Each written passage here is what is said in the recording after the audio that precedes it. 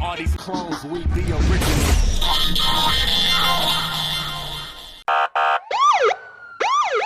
Yeah, we don't want to do anything to scare your children. That's the last thing we want to do. We don't want to scare anybody. The tourists come over to chill on the beach, but they don't come over the hill where we sleep. We got nightmares and they got fantasies. No sanity, it's just insanity. My mommy hoping nothing happens to me.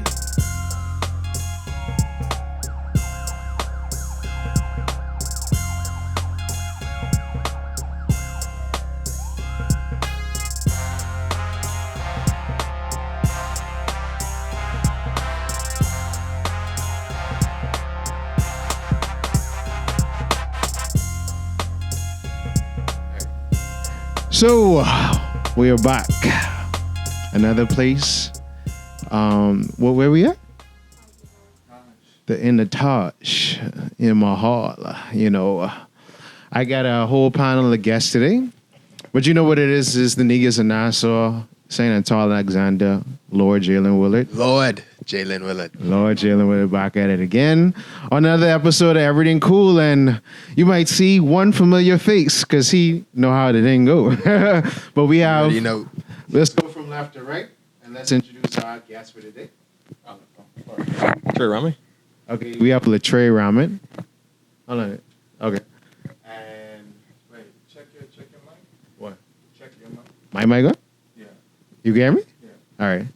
And we have to the right. Actually, I've heard it's almost like he's been a myth because I've heard about this fella for a long time, this gentleman for a long time, pardon me.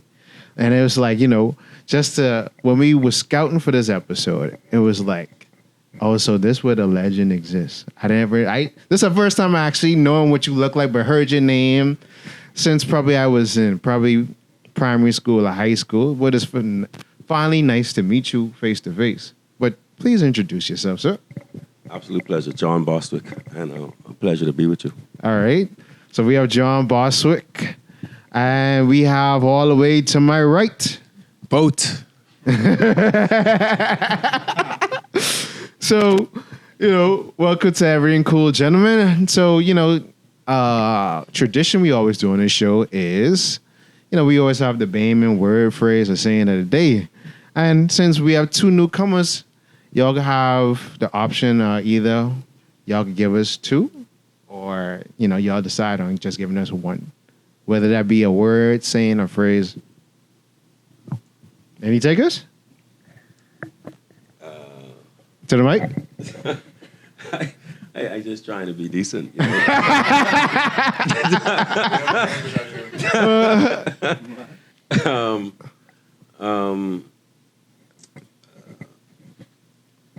Mr. Rahming, you probably need to help. Gamoli. Okay, have we had Kamoli before? Kamoli. Okay, so the Bahamian word of the day is Kamoli. How you spell that? Boy, don't ask me. How you spell boy? Boy. Spell boy. B-Y or B-U-I. B-U-N-G. Like, Oh, I thought it was joke. What? B-O-U-N-G-I-E. I spell it B-U-N-G-I-E. Y is also possible. Yeah. So, anything, we can spell it. Marco, don't kill me because sometimes we just get like, we had Punkalup one time and I spell it. And he was like, he sent me a message and was like, bro, you spelled it wrong. I'm like, how? So, and then he sent me it was the Urban Dictionary, right? Yeah, bro. Yeah, and they had it spelled and I was like, all right, let's go with that spelling. So, the word of the day is Kamoli for all our international viewers. How do you use Kamoli? Most of the times it's like, after you get hit in your head with something and you have like this huge bump, we call it a Kamoli bump. I don't know how else you could use it, but we Bahamians be very, very creative in our use of words. So, hey. I'm sure that's the only way. Well, to my knowledge, I've only ever heard Kamoli. So, today we have a very important topic. This has been something that probably has been heavily debated over the years, but due to recent events taking place over around the whole entire globe when it comes to social reform and racial justice, people say we need to destroy the old relics of the past that still enslaves us today. And now, today we're going to have a discussion about that good old Christopher Columbus statue in front of, is it the Governor General's house? Government House. In front of Government House, thank you. So, first I would like to ask you gentlemen, huh? Right up the street. Actually, yeah, we ain't that far from there, But first I would like to ask you gentlemen, any one of you could go first. What are your thoughts as it pertains to the statue? Please, I'll let Mr. Go ahead, Mr. Rahming. speak to the statue. And into the mic. I mean, the irony of it, I think you were there that day Yeah. when we were Yeah. discussing the issue. I mean, for me, I think that the origin of the statue is one that always brings a perplex in my mind because the governor at the time was the governor at the time was a progressive, and the reasoning behind it was to demonstrate to those who were against the pro-abolition of slavery or the freedom of slaves. It was a sort of in-your-face gesture. And I think one of the things that historians sort of stare blankly as why would he use Christopher Columbus? And I think what I think Sean McQueen was saying to me at the time was that the governor wouldn't have been aware of some of the crimes that Columbus would have committed. And it's only until now we've become truly educated on the true crimes of Columbus. And so you have historians divided on one side. One, if you move a Christopher Columbus statue, you then set a precedent that anytime you go inside of Bahamian history and you find something you dislike, do you then go and move that statue? So my position on the issue is that one, I do believe that I have some concerns about the statue existing there, particularly in the way it has been exhibited in downtown. I don't know. I'm not certain as to how the story is told, but I do believe that one, as a country, we ought to build institutions that host history in a way where we could tell a time log of what sequence of events in a given place, and that we should utilize that. I would even go as far as putting the governor out there to tell a real story about what happened. So that's my view. I'm not. The issue is deep. I mean, some people say that it speaks to who we are as a people, and we should put a Bahamian hero there. But I think that if you want to preserve the story, the replacement should be Governor Carmichael. And again, I appreciate that view. I think that's a mature take. It is. It's very much the view that I've expounded somewhat publicly. I live in the shadow of Columbus's statue, and that's how I was able to see Mr. Rahming when he was making his speech at that time. I think was more to move him, but and living there for 20 odd years, I've had plenty of time to look at him and think about him and why he's there and how he got there. And the story is correct that Governor Carmichael, at the time, who was an abolitionist, who in fact the white establishment at the time, descendants of whom are still very much in power there, fought like hell to get him out of the Bahamas, and in fact pushed him out. And he ended up further down south, but he continued along the policy of abolition. And the placing of Columbus where he put him was a very much in-your-face statement. He had originally wanted to put that statue in Parliament Square, and the powers that be at the time objected. He fought them so hard that he had actually put some of the members of Parliament in jail for things like beating slaves and for their attitudes towards especially female slaves. And Carmichael gets his name from him because he actually built a church out in Carmichael where there was a community of free black men. And he associated with them and went to church with them rather than with the powers that be in town, the white powers that be in town.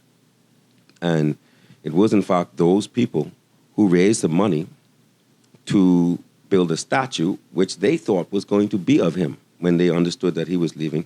And they gave him the money. So this money was raised by black people to build this particular statue.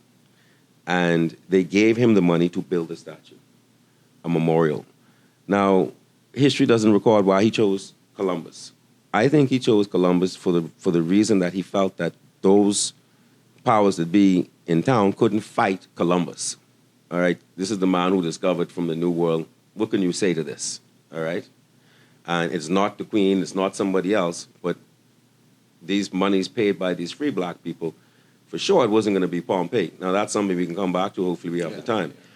We should have a statue of Pompey. It should not just be a museum. There should be a great statue of great Pompey. All right? Somewhere in the Bahamas, in Nassau, probably one here and one in Zuma. Okay?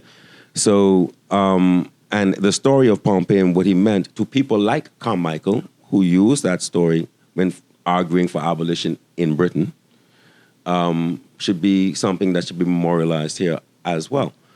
But that particular statue in front of Government House was paid for by free black men. And it was supposed to be in Rawson Square, Parliament Square. There was violent objection to that. No way are we going to allow a statue paid for by black people to be in the front of our parliament. You cannot do it. They commissioned the statue of Victoria and put it there before he could put Columbus there. That's how the Queen Victoria statue got there. And he had power over Government Hill. And you have to remember, at the time, Government House was the seat of power. The governor still ran the country on behalf of the Queen, effectively through the parliament, but still, it was the seat of power. And they couldn't stop him from putting it in front of Government House, which was the house that still represents the authority of the Queen. And here is now a statue paid for by free blacks to this day, sitting on Government House, poetically looking down at Vondu House, which is the slave market.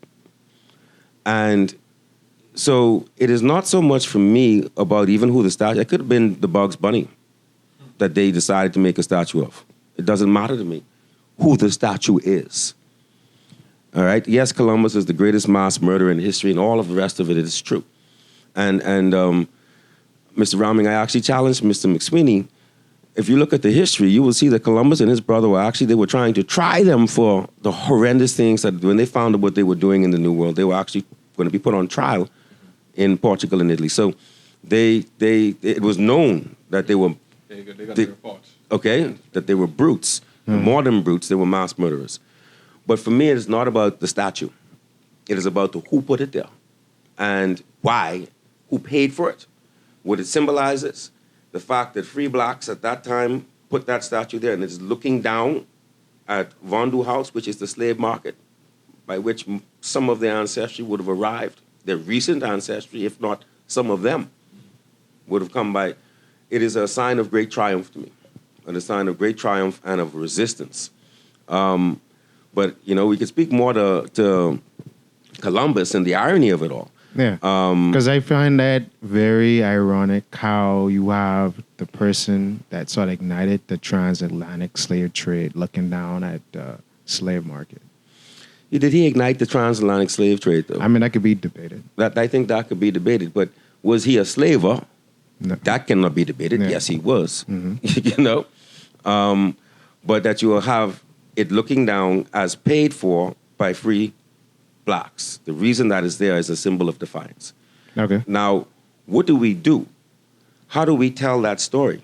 Because that story must be told. It can't just be there that we have embraced Columbus standing in front of Government House because nobody would know the depth of our story. So, in thinking about it, sometimes you think about these things, you think about it too long and you have too much time and you can think over it over a meditation or two. And so, you know what we should do with him? We should just paint him from head to toe black. And it should be the Black Columbus. I look in Mexico City right now, there are riots. They've got the army protecting the statue of Columbus because them people want that statue gone. All right? It's a certain statue that they don't want. And it's Columbus because of the history. And there's so much talk around it. And I would say, Why don't we blackface our Columbus? Why don't we tar and feather him? Why don't we paint him from head to toe black and let it now be the story on the tourist map to say, hey, there's a black Columbus in the Bahamas in front of the government house. Well, why is that? Well, it was paid for by black people. And yet they recognized that he was a mass murderer, but they also recognized that the place that he set first in the New World was the Bahamas. That is historical wealth. That is not historical garbage. Just to interject on the historical aspect of it. I remember some of my colleagues criticized me on what political implications championing Columbus may have, particularly if you look at San Salvador. Mm-hmm. When we change Columbus Day or Discovery Day to National Heroes Day, San Salvador took an economic hit. Mm-hmm. People no longer came there on Columbus. People no longer came to celebrate Columbus Day. Now, even though that had negative connotations, that small community in the Bahamas took an economic view that, listen, man, this story, despite the story in the way it's told for them, has an economic positivity to them. And so my approach to all of these things has often been, we live in a democracy, all right? There are people who say that we should tear it down, we should destroy it, we should paint it. And so the approach I thought that we ought to take was to use the instruments of Parliament. Parliament gave us the authority to, as Bahamians, to petition our government to look at a situation. That if we petition them, through that petition, we could have an honest dialogue as to what should be done. And I thought that Craig, who started the petition online, who had about like 15,000 Bahamians. Now, I do believe that we go through these impulses in our country where we have these social revolts, whether around the world, and that influence how we see ourselves. And so I think the approach I would take, not to destroy the statue, but to let us have a petition in Parliament, let us debate where it should go. By now, we should have a new Parliament. You should agree, we should have a new Parliament. And if we have a new Parliament, we use the old Parliament as a museum. And then you could really tell the story. You could paint it black if you wish, but you could tell the story of what happened. So I think the challenge we have in the Bahamas is we still occupy everything the British has left for us, the British Parliament. And so we have to find a way to outgrow these institutions. Right. Continuing on the idea of outgrowing the past, I think that's a very important thing because we currently, I believe, live not only a postmodern, but it's almost a postmodern world because of the availability of internet and communication. You see the story of Columbus being something that has existed for a long time where people know about the ills that he's done, but now anyone can go online and find out about them. You know, a lot of my education on colonialism and the woes of imperialism have been through the internet. And through that spreading of knowledge, you see more community engagement taking place. You see things like the Arab Spring. You see things like Black Lives Matter. So the ability for people to mobilize around ideas has increased because the dissemination of information has increased. Now, information is important because information shapes the narrative, and that narrative, it shapes your whole paradigm of who you are as an individual, because it's not only about where you were born into, but it's about where you will die and how will that place be when you're gone. You know, we look at the past and we acknowledge the past, but we must also acknowledge that there's a future. Now, who's responsible for the future? Every single one of us. That future may only be a day, it could be a week, it could be a month, it could be years and generations.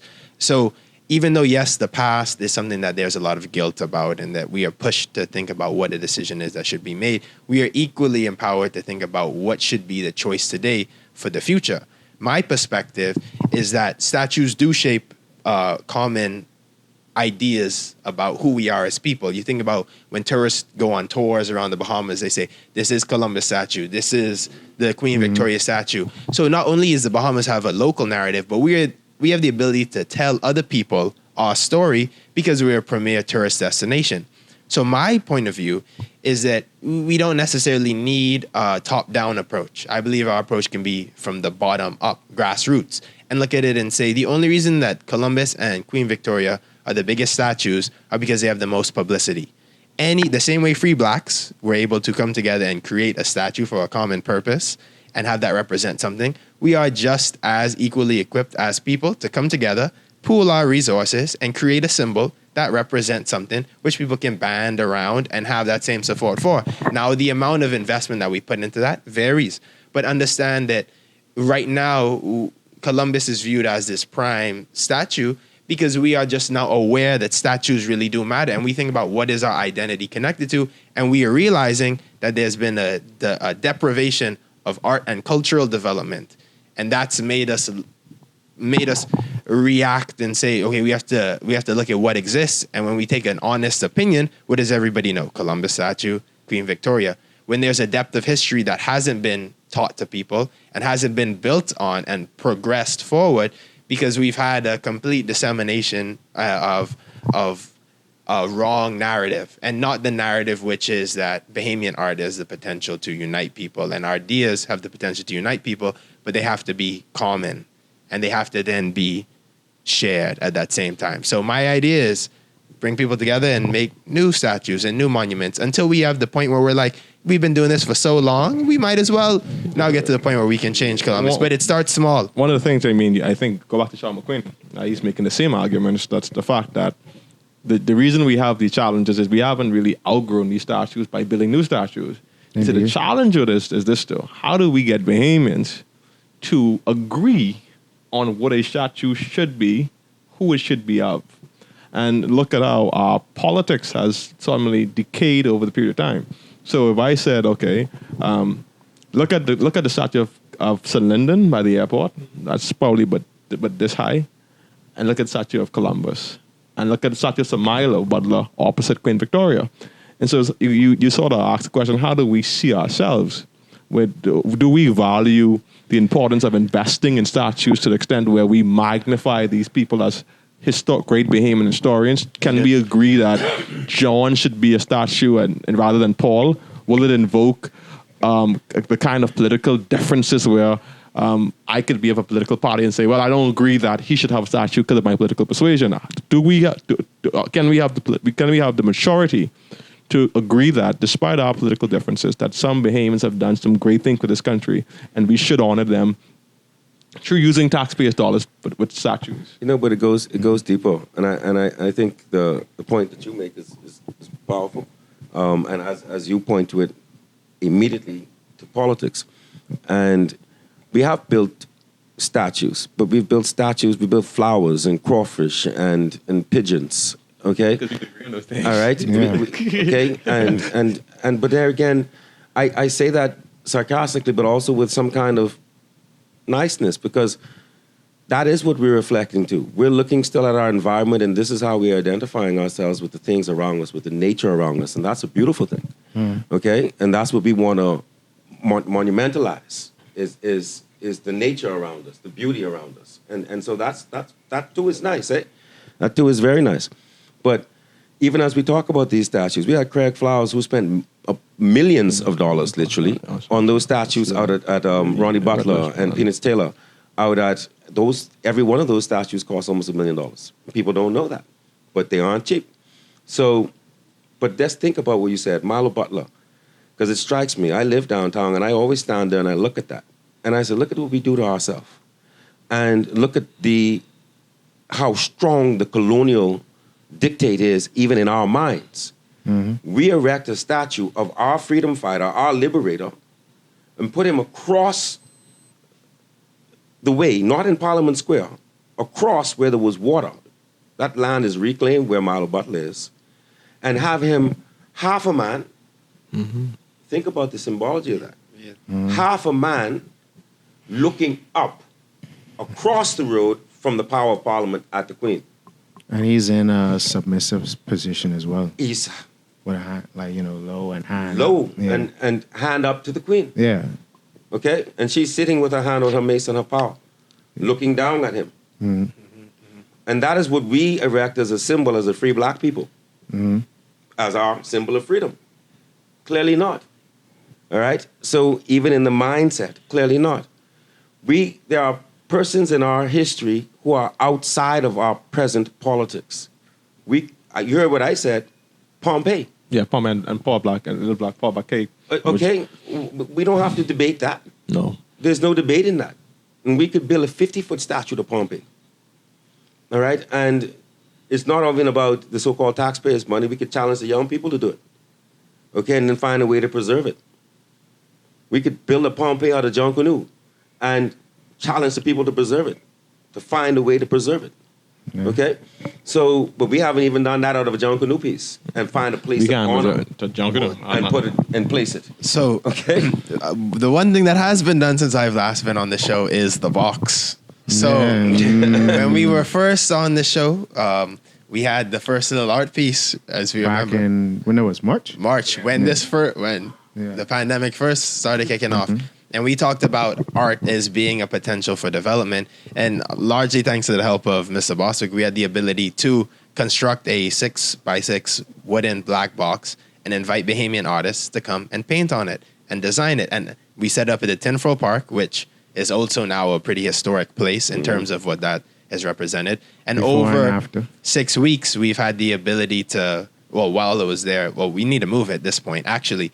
Maybe that is it. We made this monument to represent Bahamian creativity, innovation, culture, and had so many people come together. And now we have an opportunity to even move this box somewhere. My idea is, again, how do you move the box to a place that can represent something? And that box, in terms of budget, with everything included, was not more than $5,000 to make a box. And it's only 6 feet. You could easily, you think about, who has to do it? A lot of people have land. A lot of people live in different constituencies, different neighborhoods, have private buildings. People can come together on the land that they own, come to agreement and say, let's invest in Bahamian art or a Bahamian monument. And that can take not more than hundreds or thousands of dollars to make. And you could do it mass. You could build a campaign now over the next year to have easily over 100 of them built in different places and have them sponsored by private businesses or public entities and litter the entire country with stories and expression, and think about how that changes the narrative for the people who see them as well as the people who take part in it. And I think that's been our example of taking a stand of not something huge. It's not anything abrasive. It's a small step to represent something and show what is possible when some people can come together. So my pitch is a lot of monuments and a lot of boxes. All right. So that was a great first segment, but we're about to take a quick commercial break, and we'll be back with some more of this riveting discussion, because I have some questions to pose to these gentlemen. It's about to get sticky in here. We'll be back. Hi, this is your favorite zaddy, Lord Jalen Willard from Erryting Kool. And this episode is sponsored by nobody. If you would like to sponsor an episode of Erryting Kool, feel free to email us at theoriginalpeoplenetwork@gmail.com. Or you can slide in our DMs on Instagram at The Original People Network or on Facebook, The Original People Network. Now back to your scheduled programming. So we're back. We always have those interesting breaks.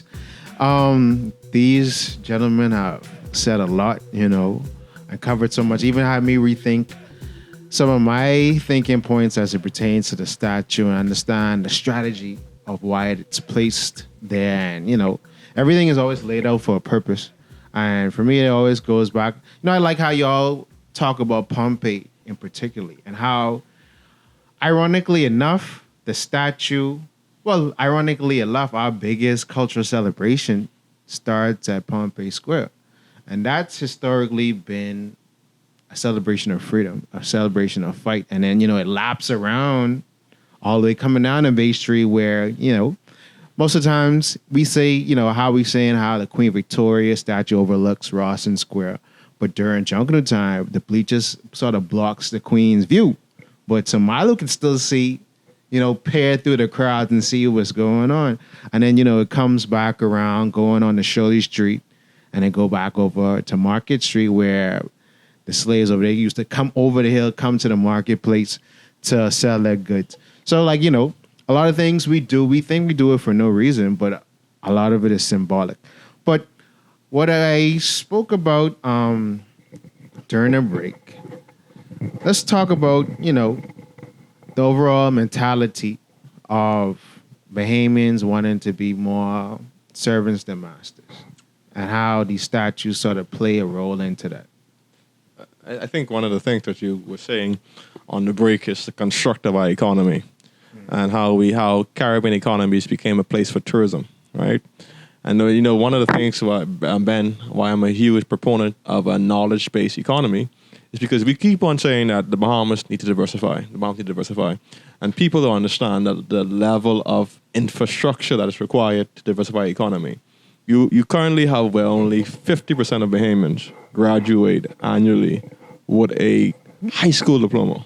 Mm-hmm. It is impossible to diversify a country where only 50% of your population is graduating with a high school degree. So when you look at countries like South Korea and Japan, they switched to a knowledge-based economy because they didn't have much resources. And whilst we talk about aragonite and all these things, that's good, but we tend not to focus on the human capital resources, which is our people. So when you look at tourism industry, how do we get the highest net of jobs with a low-skilled population? If you look at the newspaper, you know about challenge finding high-skilled jobs, There's a lot of I always send my friends job posting by the central bank, and they are immediately intimidated because they believe that they aren't qualified enough to get those posting of jobs. So I think mentally, we have a service-based economy simply because we haven't prioritized the need to educate our people to a level where we could truly flourish in our economy. And one of the things I was talking about prior to the show is if we were to embrace a digital economy. The reason why we can't embrace a digital economy, if you don't spend, what China did was this. When China was opening up this economy, they sent Chinese abroad to become educated, come back to China, and apply everything it had learned around the world. What we do in the Bahamas is we build an industry. We tell foreigners they come and they hire Bahamians.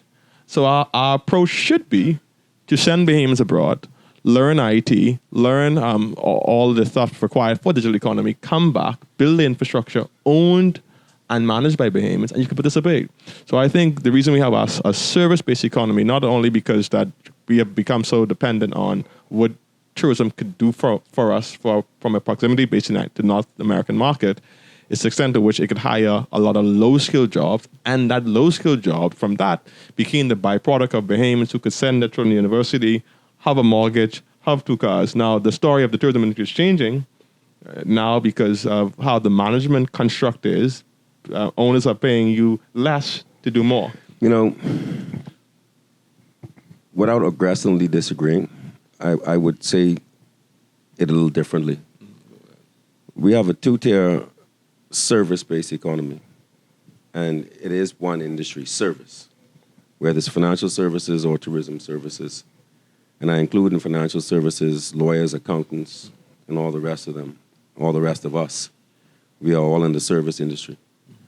Bankers, all in the service industry. And the reason we have that is because this is basically a plantation nation. I like that you said that. It's a plantation nation. We live on a plantation. The world is a plantation, but this here is a microcosm of it, and so you see it much closer. Mm-hmm. Your Social Security, your national insurance, those are your slave numbers, those are your prison numbers, those are your concentration camp numbers. You live in a plantation. Mm-hmm. So, but this here is a special form of plantation. And so what they left us, what the colonial powers left us, and they left it all around the colonial world, was a system where they gave you so-called governance, but they didn't give you economic control. Mm-hmm. And we have perpetuated that, facilitated that, and failed to look beyond and look deeper. We look at all the surface issues. We don't look at the root causes, and that is the root cause. The root cause is that the colonial empire has not yet given you full control, and we have not yet assumed full control. Even in this country, we have not yet passed an act of independence. We don't have a sovereign act of independence in the Bahamas. Our act of independence is a facet of the British Parliament, and something as fundamental as that. All right? So when you talk about our 2-tier service industry,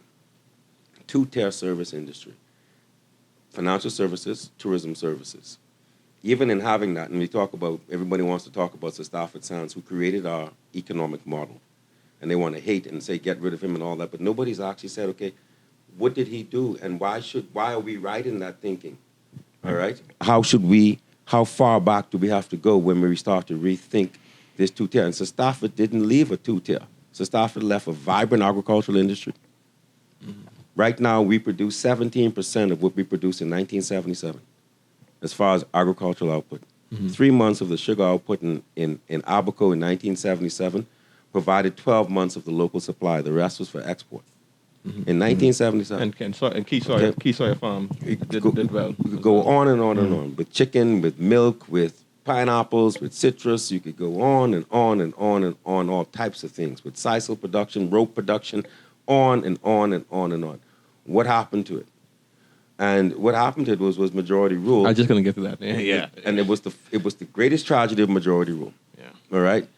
And you no longer have to work hard and come in and work, not own, work in the hotel. That we would now have third and fourth generation hoteliers and not have one Butch Stewart, not have one Issa. When I say Butch Stewart, the Jamaicans who own Sandals and Breezes and Beaches, okay? Jamaicans own 60% of Scotiabank Jamaica Limited. Okay, we own none of Scotiabank Bahamas. George Myers for me is another story of a Jamaican who came to Bahamas as a bellboy. We can say George Myers, but think of how many second generation Bahamian Chinese there are who own their businesses. Okay, and we want to hate on them, but their parents came here as laborers, and they have managed to move to the next level of ownership because that is their focus and that is their aim. Their aim has never been to get a job. The aim was to come here and own something. I like that you said it. The aim was never to get and their a job. leaders and our leaders have only been telling us that their job as leaders is to provide us an opportunity to employment. And as you say, if the two primary industries, if the hotel industry is going to be pushed as your primary industry, then the mass employment is going to be in the hotel industry, and you don't need to be so educated. So we weren't pushing a knowledge-based economy. We were pushing a service-based economy. We were producing servants for a service-based economy. We were training through our public schools. We weren't training owners of hotels. We were training people to serve in the hotel. Even in high-level service even jobs. at high levels. Yeah, go off to school, become a lawyer, become a banker. School and try to become a hotel executive. One of the things that really pissed me off in the last administration, we call National Training Agency, right? Now, this was a high mark of, we bragged about this, right? I thought it was a good thing to retrain Bahamians. Now, when I look at the curriculum, I was pissed off because we were training Bahamians into service economy. Like you would bellboys and bellmen, and I said, that's not what you ought to be training people to do, because you should be looking at a new economy. And how do we train Bahamians in a new economy instead of servicing this old economy? So I think our mentality from a political perspective is this. I get 5 years as a government. My main priority is to find jobs for Bahamians, right? And so we are fixated on the dividend of being reelected. So I got to find a hotel in Exuma, a hotel in Grand Bahama, a hotel in Abaco, to hire Bahamians to maintain the economic frustration. And so what we have in the Bahamas is a Machiavellian dream. All right? An ignorant mass is not a real place. An ignorant mass is an easy mass to manipulate and control. Dumb down the population. When my parents went to government high school, it was a school of excellence. The public schools and Southern Senior, Eastern Senior, which have now become different names, but these were schools of excellence under the colonial power, under the old oppressive white man. But these were schools of excellence where they produced the leadership that took on to majority rule. They've dumbed down systematically, dumbed down the population, bred a service-based population. From 1992, one of the worst things that ever happened was the Immovable Properties Act. Yeah, I agree with that. And now, in order to develop our nation, in order to get a job, we have to sell our land. So we have to sell our primary factor of production. We want to sell land for the second home market. We want to sell land to build a new hotel, okay? Land is the primary factor of production, the primary way in which you get access to wealth in the equation of life is via land. land ownership. Okay? So if you sell your land to the foreigner, and God forbid, it's so sad in this country, the foreigner doesn't even bring his own money. The foreigner comes and borrows your savings from Scotiabank, Bahamas Limited, that you own none of. So the foreigner comes here and flashes his credit rating, Sound like Sarkis. flashes his credit rating, borrows your money, goes and buys a hotel in your country, buys your land, uses that land to leverage more money, and the only thing you get out of that Is a job. is a job. Yeah. And not even Okay. what is further egregious? And debt, by the way, and debt. A lot of because every member of our professional class, our so-called ruling classes are professional classes, because our ruling classes in this perverse economy are not owners. No. Okay, there's a very, very small elite of less than 1%. They are owners. But outside of that, the professional class, the political class, they are not owners. But They are debtors. Okay, they owe on every blessed thing they have. That's why, and one of the things I look at majority rule, and I call it a trade-off, because the Bay Street Boys gave you political control, but they didn't give you the economy. You don't have economic control, right? But you and today you still act as facilitators to that economic rule. But what is so egregious about? But today it's your fault.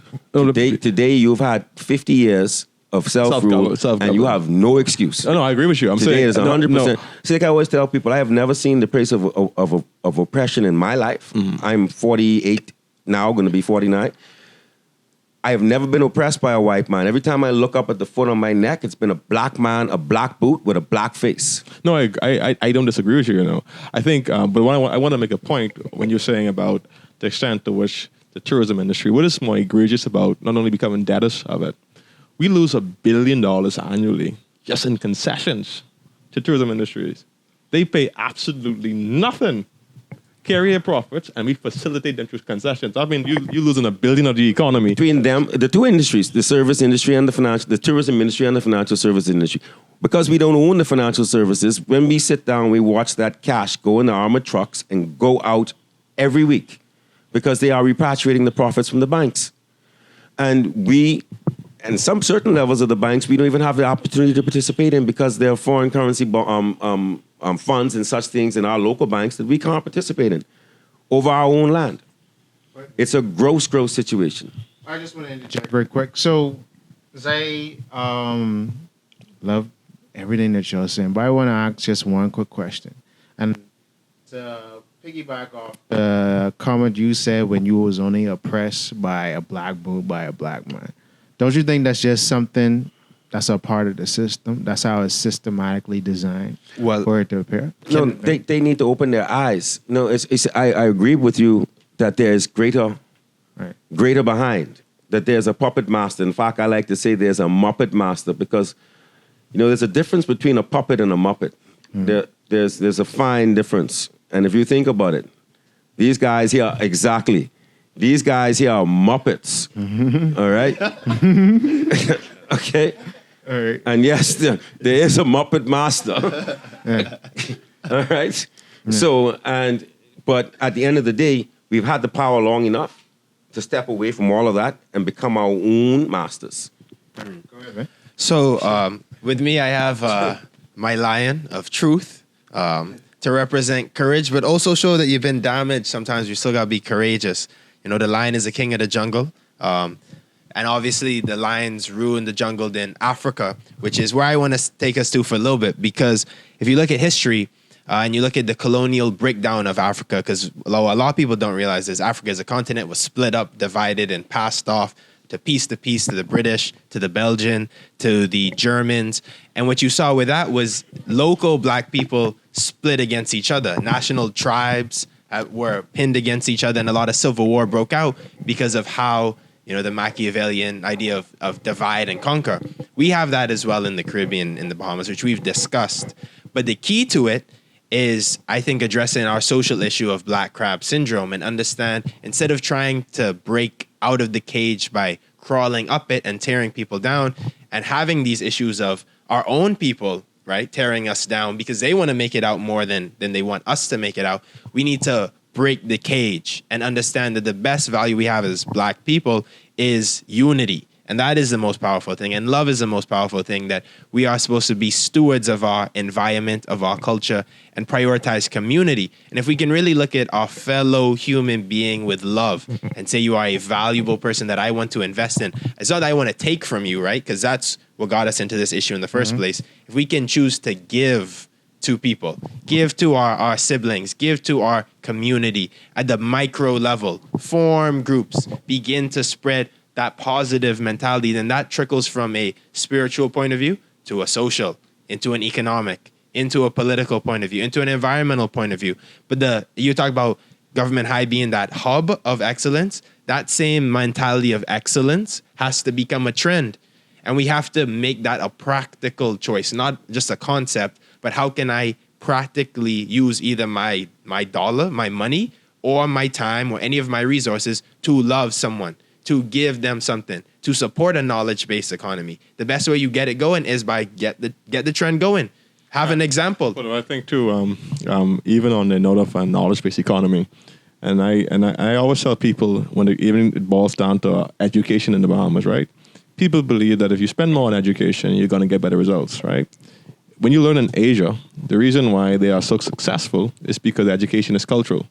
Culturally, they are taught that the only way to success is to become educated. In the Bahamas, we know that you don't have to be educated to become successful.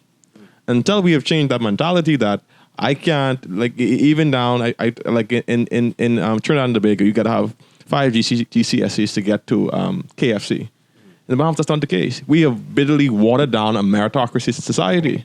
And so until we could change culturally how we see education, the need of education, we will find ourselves in the same position, because people will grow up knowing that I don't have to go to university to survive in the Bahamas. But can I ask, it could be rhetorical, but between all of us, how many people, younger people, do you mentor? You don't have to answer specifically, but think about it. How many people do you take the responsibility on imparting knowledge, giving access to your resources, and helping direct them in a way that is not based on a formal educational agreement? Because I think it doesn't have to be school. We all have the ability to choose to have our own interns, have our own mentees that we are guiding, and pass forward information and knowledge. When I listen to you, it's refreshing, because you are the second generation to come up in what is the belief of the modern Bahamas, what we're supposed to believe. All right. And what you expound is what the Bahamas is supposed to all be about: love. Okay. So our pledge is about love and unity. Our national motto is about forward, onward, upward, together. You know, our whole national anthem, when you cut it up and it's march together, you know, everything is about togetherness and about holding on to each other and about moving forward in love and unity. And you know, on a deeper level, I think the Bahamas is all about that. The Bahamas, this is my belief, that the Bahamas should be the beacon to a shift that's going on in the world, because what is coming next in the world is love. You got to get rid of greed. And it's greed that's stopping progression and growth, period. So this move to a knowledge-based economy, that comes with an understanding that Bahamians are now ready to move from servitude to ownership. All right? So we're tied now.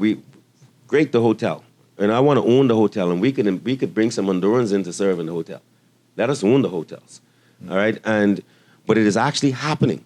As we watch it happening, it's happening in some organic ways, and the organic ways, just like the fish fry happened organically, is now being made purposeful.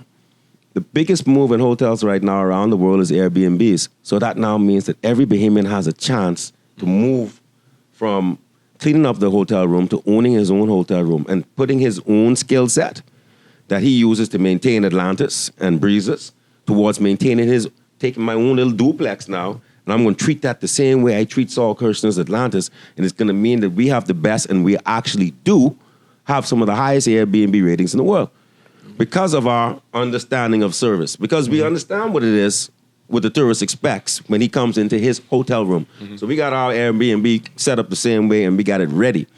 So the next level of ownership is to do that. And the next level, we don't talk no more about selling land. I propose that we remove the Movable Properties Act. No, that if you're a foreigner, you cannot buy land in the Bahamas anymore. Real. Stop it and freeze it, lease it. I can't go to the city of London right now and buy no land. I could lease it for 30 years. I can't go to Mexico and buy no land. I can't go to Hawaii and buy no land as a foreigner. I can't go to Cuba. That doesn't stop progressive growth and investment in those countries, in those destinations. Long-term lease, but you can't own no land in the Bahamas unless you are a Bahamian. You know? Even on the issue of, I think Grand Bahama is the prime example of land ownership going wrong. And I think that if you look at the origin of the Hawksbill Creek Agreement, what it intended to be and what it is now, when people ask me why, Grand Bahama is a critical ingredient of our economic development. And as long as the Hawksbill Creek Agreement exists in its current form, the Bahamas stagnate towards truly economic growth. Because we cannot determine or dictate the future of Grand Bahama because we are binded by a silly land agreement that is becoming the back of is on the necks of Grand Bahamians. So I think you are right. We have abused land in the Bahamas. We've given it away at the expense of our birthright. We didn't negotiate it properly. We don't understand the importance of it. You have people come to the Bahamas. They sit on acres of land for years without having to develop it. The Hawksbill Creek Agreement. What they sit on is our ignorance. Yeah, I agree. And that's what they really. The truth about it is we negotiated these things. So they're sitting on our ignorance, and you coming from there, you would know when I say the greatest crime and travesty, or one of the greatest in the Bahamas, is Grand Bahama, and the fact that it is an open strip mine, and we don't understand that it's an open strip mine. That we don't understand that they're mining calcium in Grand Bahama. They've been mining calcium for decades, generations. That they're exporting a very, very valuable mineral resource as rock. And not only is it a degradation to the environment, we see no commercial benefit to it. No. And in fact, what's going on in Grand Bahama between the mining of aragonite and calcium carbonate itself, we should not even know that. In fact, you talk about diversification of economy. We shouldn't know that. Those products alone are put into, between calcium carbonate, which is the rock that they're mining, and calcium nitrate, which is the aragonite they're mining, literally hundreds of finished goods that could be made from those items. And the issue when you have the primary production but not the secondary or tertiary production, you lose over 50% of the value of that. 200-300% of the value. Yeah, for sure. I mean, my last take in terms of an action point that could be done right now that supports all of this is, if you look right now, there is changes in travel around the world. People still want to come to the Bahamas. What if we change the experience from being hotels into Airbnbs and around the Bahamas? And we actually try and think about how do we provide them with the right services and experiences to create an economy and then support people to actually start an Airbnb business. So that would include finding Bahamian art to fill all of these places. Find Bahamian chefs who can cook and do restaurants. That could be delivery in Cat Island and in Andros and in all these other places. And have a system which is a digital economy, which does have a focus on services, but the services are all in a business model where there is ownership. And what the value is the relationship between the business owners, where they say, hey, I have someone staying in my Airbnb. I want you to put a book in there that has a concierge of all the experiences that we have. I want the experiences to come to them so they can pay for that, or they can go for them and do them in a private way, and have smart grouping and organizing through all of the disciplines. The reason I support orange economy development, which falls under a knowledge-based economy, is because it's such a grassroots way to spur growth. Mm-hmm. If everybody said, by the end of this year, I will buy one Bahamian art piece from someone, you just created an industry. Now they'll take that money and then make another piece of art. And then now they have something to put on their resume, which if they have the marketing support, could go to any tourist who comes there. You could export Bahamian art. And again, the value that we have that no one else in the world has is the Bahamas is the most beautiful country in the world. You see any aerial view, most beautiful country in the world. People are willing to buy art from London and New York. New York is a dirty place, ultimately, really, in terms of how it's kept and clean. The Bahamas is beautiful. The brand of the Bahamas is all you really need to attach to a product to sell it. People come here just to see swimming pigs. People in England go crazy. Have you seen the pig in the Bahamas? Is that not insane? You could do that with anything. And we can make products and services based on our creativity. There's tons of talented Bahamians who went off to school who are intelligent, who could be blog writers, not for local products, but for architectural magazines around the world or political science magazines around the world. We have the ideas. We just need the people to make an investment and take a stand at their own private portfolio level. You don't have to share, but say, hey, these are the Bahamians who I'm supporting right now. You should buy this person's product. Hey, you should take part in this. And that's where I think we are moving. We just need to keep pushing it 10 times harder. I like that you said the brand Bahamas. And I just want to go because I've been sitting here listening, pulling different, information tidbits from each of you. So how much time we have? Okay. So I just want to make this last point. So,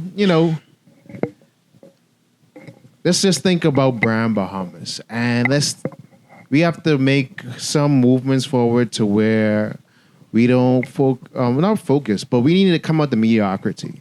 And I think that's something that's been perpetuated for a very long time and finally become like all of you guys to start owning our own, stop complaining and blaming someone else for why we in a position where we in. We need to be proactive in saying, okay, things are the way they are. Let's see the way forward. The past is already the past. We can't do nothing about that. But let's push forward with new initiatives, new things like that, and try to overcome these systems that oppress us. Whether it be, in black masquerading as our own or otherwise. And, I think our viewers will have some great insight. And I feel like we need to have a further conversation on this at another time because I feel we just scratched the surface. And I thank y'all for coming on Erryting Kool today. This was a great conversation. And the conversation continues if you go right below in the comment section. And we're going to have all the information for everybody's handles in the description below. But you know what it is. Peace and love. Yeah, you see. Yeah.